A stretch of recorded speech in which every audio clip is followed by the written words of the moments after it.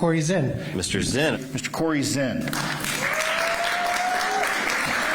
Hey, I'm Corey Zinn, running for City Council.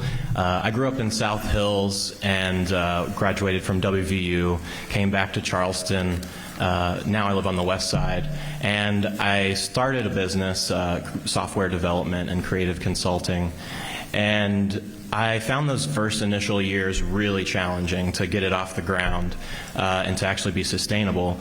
And for me, you know, I had this business degree. I had a wealthy family that was, you know, very supportive, and a lot of people don't have those things. But I still found the barriers far too excessive. And that goes from state level, federal level, and the city level, and that's why I'm here today. I can tell you, you know, firsthand that we could be doing more to assist small businesses. I'm glad to hear some of the ideas and things that Emmett Pepper particularly has been listening to me on.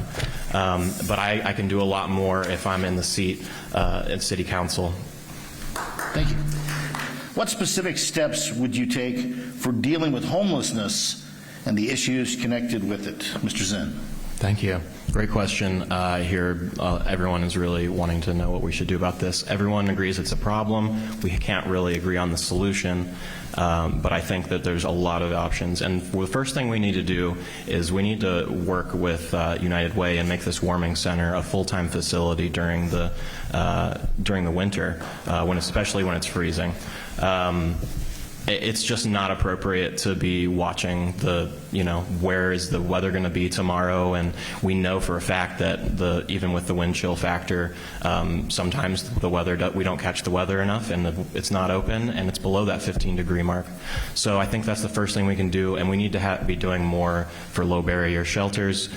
We need to have more here, and currently the city's not putting anything, or not much of anything, into housing. And criminalization seems to be the answer that they're giving, and I think we need to be meeting this solution with compassion. Thank you.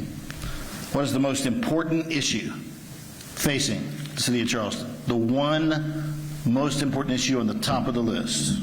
Mr. Zinn. Well, it might surprise you to hear me say this, because I do think that, you know, we do have an HIV outbreak. There's some serious, you know, a pandemic. There's all kinds of issues that we're facing.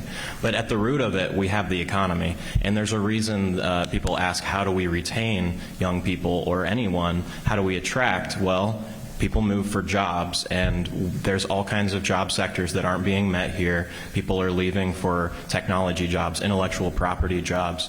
The market has changed wildly, and I really think that the city council could benefit, the city could benefit from having, you know, a young business person that understands technology, that, you know, knows what a virtual machine is, unlike the, you know, the CTO of the city. I just think that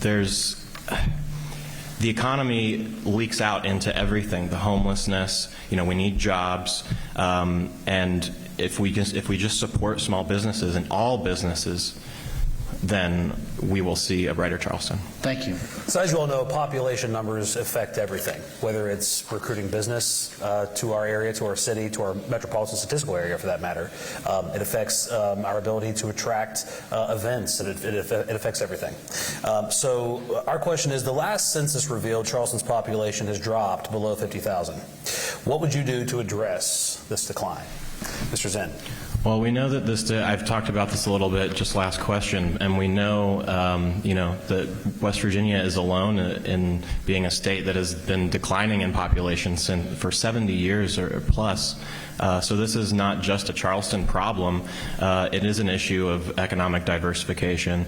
And as I said, we do need to be supporting the small businesses, and not just, you know, $2 million small businesses, but mom and pop stores, people like me or Joe or Deanna that, you know, have dreams and need help to make those dreams come true, and pump that energy into our culture in Charleston. We're going to see a brighter Charleston if we can assist these small businesses, and they're going to create jobs for their families, they're going to create jobs for their neighbors, and it's going to be a Charleston like you've never seen. Please vote for me. Thank you.